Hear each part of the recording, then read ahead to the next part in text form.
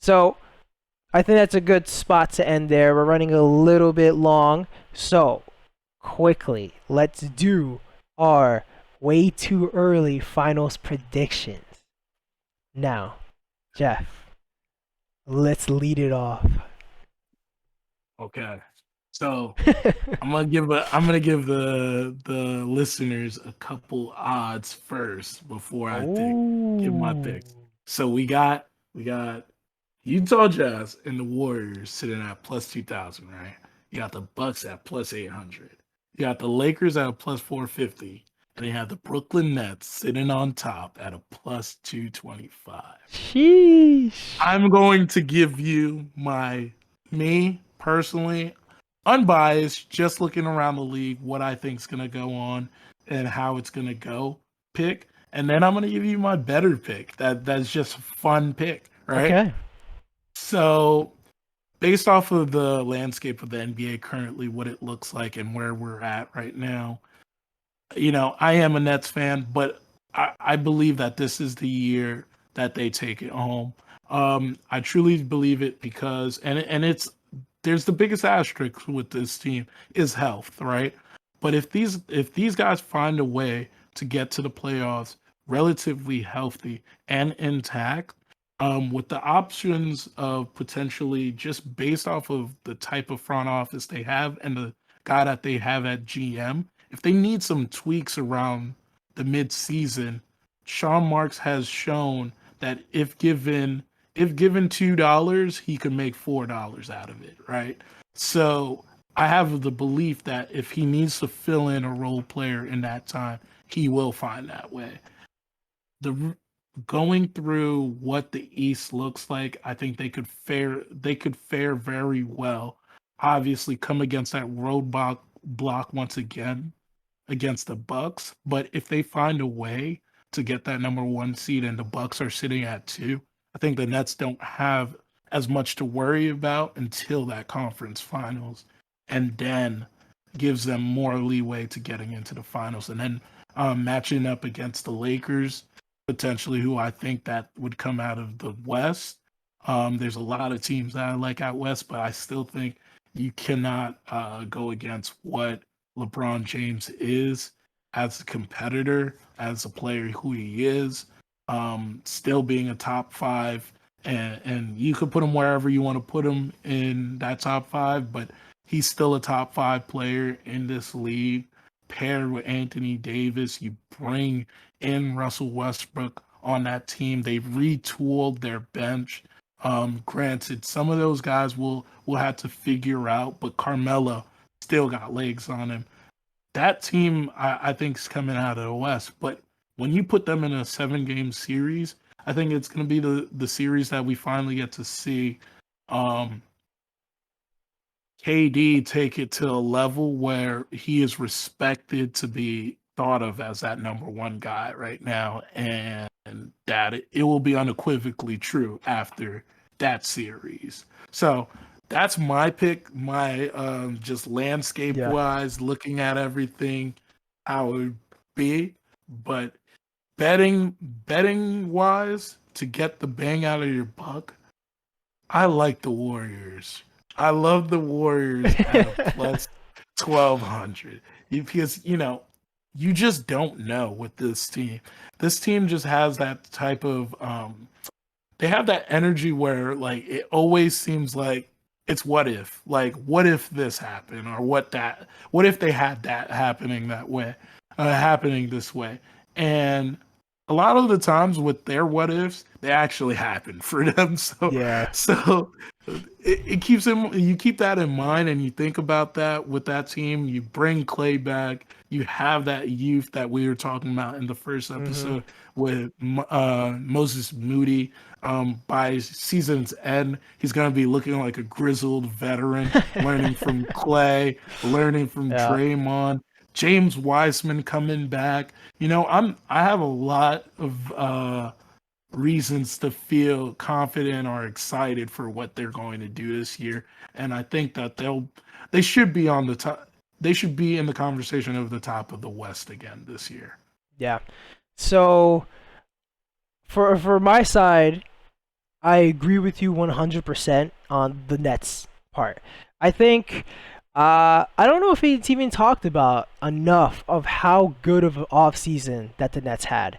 I think probably the Nets had the best offseason in the entire NBA.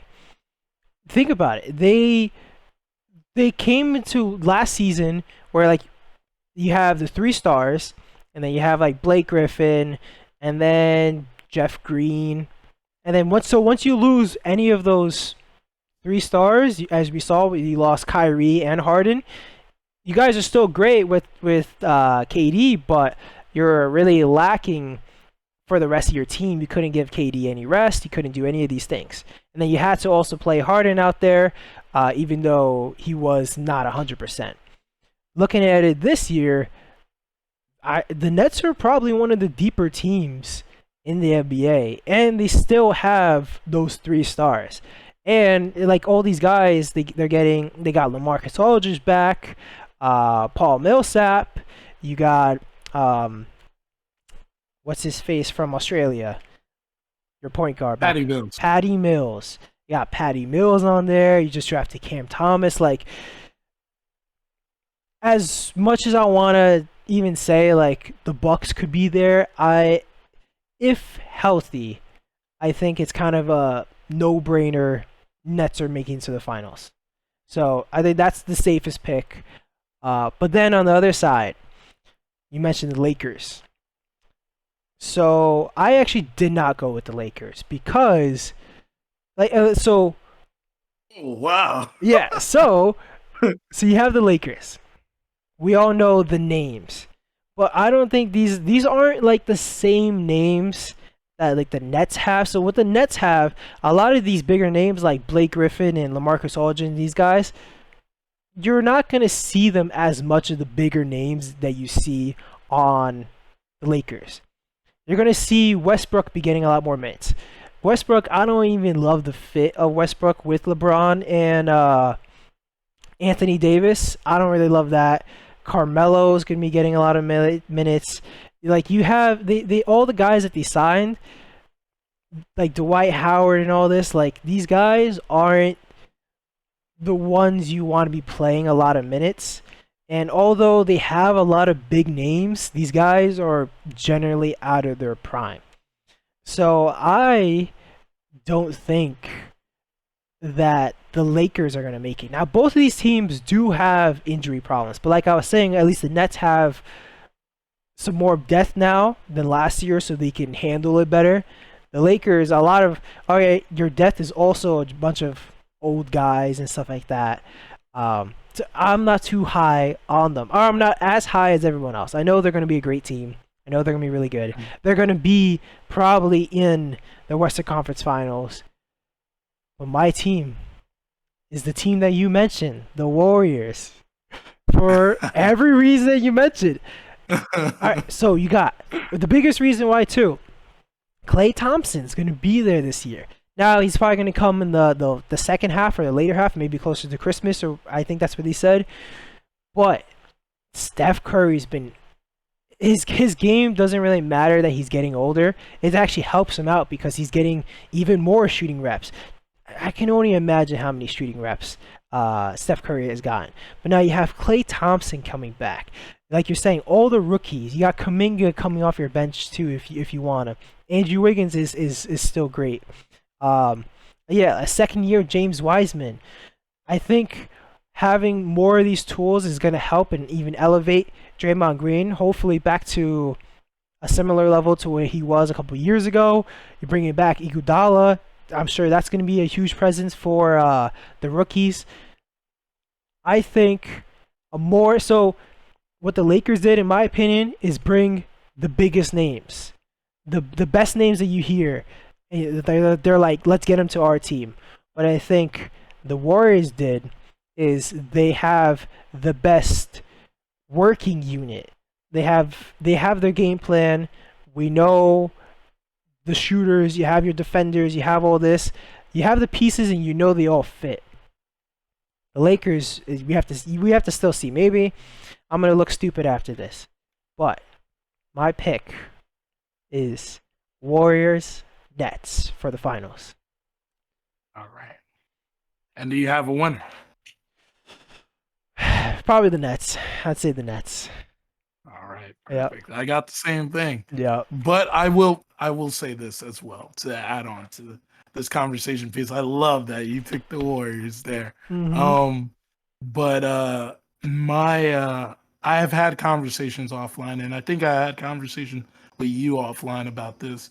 You did mention that the Nets quietly had one of the best off seasons out of all of the teams in the league, right?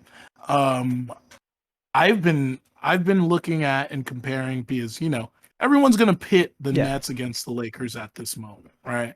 And you look at the Nets, yes, just like the Lakers, have brought in some veterans that have names, but what I see as the key difference between the two teams and how they done it is that the Nets look like they were fitting needs. The way how they put the team around. The Nets Mm-hmm. suffered because they didn't have depth around the guys that needed to create shots, right? We saw in that Bucks Nets series where when the game slowed down, they needed a guy like Spencer Dinwiddie not to be injured, right? They needed someone that could come off the bench and drop a couple buckets to keep you in the game, right? You needed some defensive presence, a defensive presence of guys that get hit in the mouth and then could go get back up and then keep on playing, right? And then you needed some big depth. All of those things were addressed by the Nets this year. The Lakers truly was just a team that, they suffered from injuries, Mm-hmm. right? And then as they retooled in the summer, it, like you said, it seemed like kind of like a crapshoot, and a crapshoot in the sense that they put just any individual that was on the market, they picked them up. If you have a tie to LeBron James, you got picked up. Yeah. You know, or honestly, you needed a second chance in your career. You have guys like Malik Monk that joined the team. You have Nunn that's on the team. Yeah. Those guys should still be on the team that they were drafted on because they're not that far removed from their first contract, Mm-hmm. you know? And now they're trying to figure it out on a team that's looking to win a championship. And then granted, like you said, the fit with Westbrook definitely is a cause for pause. So I hear you on that. I still choose them Yeah. because of the player that LeBron James is. But if the wind blows wrong one day, it might not be the Lakers as my pick later into the season. Yeah. We can definitely we have to see how all these pieces fit together. I guess my prediction just I'm seeing it's not gonna fit as well. So we'll see how this all works out. It it's nice, like I was saying in the last episode. It's nice that this is recorded because at the end of the season, maybe I'll play a clip in the podcast, and it'll just be like us looking stupid or I'm looking stupid or whatever. So that'll be fun. So Hey Brian, yeah, one last thing, yes, man. yes, yes. Knicks at plus 800,000. Not 100, not 800,000. 8,000. 8,000. Plus 8,000, man. You get Dame, you get those Damn. you get that bet in now, you Yeah. get Dame in the middle of the season, you never know. I'm right now. I'm predicting the Knicks to be like fifth or sixth seed. So we'll see. Maybe I'll throw like $100 in there and throw away $100 or throw away $10. We'll see what happens. Like you said, lock in those odds. I'm locking them in. I'm locking Yep. them in for sure.